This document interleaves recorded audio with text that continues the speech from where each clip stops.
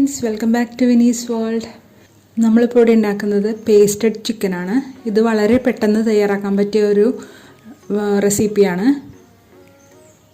ഈ channel subscribe ചെയ്യാത്ത ആരെങ്കിലും ഇത് കാണണമെങ്കിൽ ഒന്ന് സബ്സ്ക്രൈബ് ചെയ്ത് തൊട്ടടുത്ത് കാണുന്ന കുഞ്ഞു ബെല്ലൈക്കണിൽ ഓൾ എന്ന ഓപ്ഷനും കൂടി എനേബിൾ ആക്കണേ. അപ്പോൾ മാത്രമേ ഞാൻ ഡെയിലി അപ്ലോഡ് ചെയ്യണ വീഡിയോസിൻ്റെ നോട്ടിഫിക്കേഷൻസ് നിങ്ങൾ കറക്റ്റായി ലഭിക്കുകയുള്ളൂ.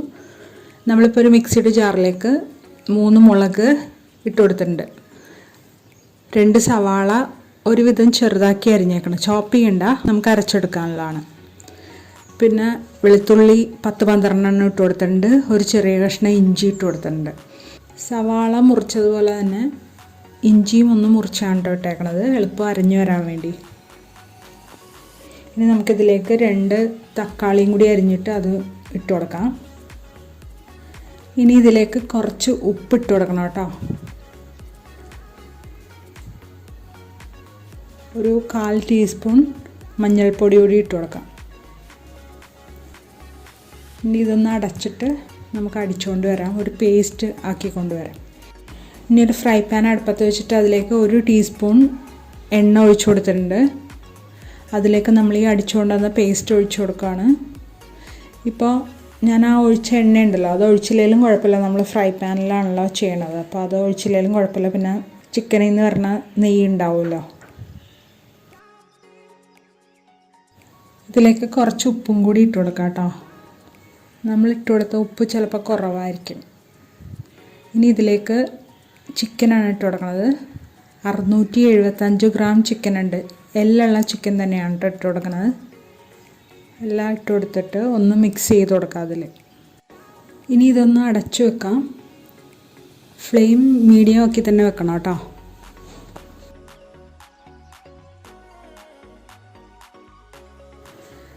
ഇതിപ്പോൾ അടച്ചു വെച്ചിട്ട് കുറച്ച് സമയമായി, നമുക്കിതൊന്ന് ഇളക്കി കൊടുക്കാം.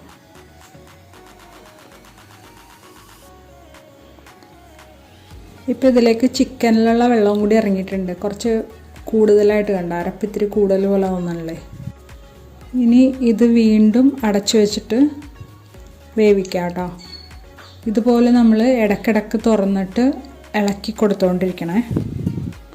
ഒരു ഫ്രൈ പാൻ അടുപ്പത്ത് വെച്ച് അതിലേക്ക് 1 ടേബിൾ സ്പൂൺ എണ്ണ ഒഴിച്ചു കൊടുത്തിട്ടുണ്ട്.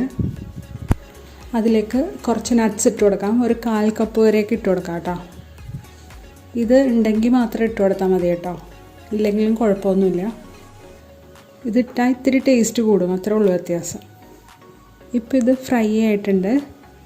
ഇനി ഇതിലേക്ക് 1 ടീസ്പൂൺ കുരുമുളക് പൊടിയും 1 ടീസ്പൂൺ മസാലപ്പൊടി ഇട്ട് കൊടുത്തിട്ടുണ്ട്. ഇനി ഫ്ലെയിം ഓഫ് ചെയ്യാം കേട്ടോ, എന്നിട്ട് ജസ്റ്റ് ഒന്ന് മിക്സ് ചെയ്ത് കൊടുത്താൽ മതി. എന്നിട്ട് ഇത് കറിയിലേക്ക് ഒഴിച്ചു കൊടുക്കാം.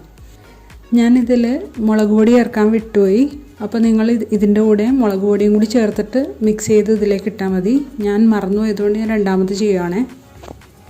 പാനിലേക്ക് മുളക് പൊടി ഇട്ട് കൊടുത്തിട്ടുണ്ട്, കുറച്ച് എണ്ണയും കൂടി ഒഴിച്ചു കൊടുക്കുകയാണ്. എന്നിട്ട് ഫ്ലെയിം പെട്ടെന്ന് ഓഫ് ചെയ്ത്, അല്ലെങ്കിൽ അടുപ്പത്തുനിന്ന് അത് മാറ്റണം. എന്നിട്ട് കറിയിലേക്ക് ചേർത്ത് കൊടുക്കാം. ഇതിലേക്ക് കുറച്ച് വേപ്പിലയും കൂടി ഇട്ട് കൊടുക്കുന്നുണ്ട്. മല്ലിയില ഉണ്ടെന്നുണ്ടെങ്കിൽ അതും കൂടി ഇട്ട് കൊടുക്കാം കേട്ടോ. ഇനി ഇത് വീണ്ടും തിളപ്പിക്കാം നമുക്ക്. ചാറ് കുറുകിയ ഒരവസ്ഥയിൽ ഞാൻ ഓഫ് ചെയ്തിട്ടുണ്ട് കേട്ടോ ഫ്ലെയിം. ഇത് ബിരിയാണിയുടെ കൂടെയോ ഫ്രൈഡ് റൈസിൻ്റെ കൂടെ എന്തിൻ്റെ കൂടെ വേണമെങ്കിലും കഴിക്കാം കേട്ടോ. വളരെ എളുപ്പമായിട്ടല്ലേ നമ്മളിപ്പോൾ ഇതുണ്ടാക്കിയത്. നിങ്ങളും ഇതുണ്ടാക്കി നോക്കിയിട്ട് ഫീഡ്ബാക്ക് അറിയിക്കണം കേട്ടോ. ഇതിപ്പോൾ എല്ലാവർക്കും ഇഷ്ടമായി എന്ന് വിചാരിക്കണം. ഇഷ്ടമെങ്കിൽ ലൈക്ക് ചെയ്യാനും കമൻറ്റ് ചെയ്യാനും ഷെയർ ചെയ്യാനും മറക്കല്ലേ. സബ്സ്ക്രൈബ് ചെയ്ത് ബെൽ ബട്ടൺ കൂടി എനേബിൾ ചെയ്യണേ.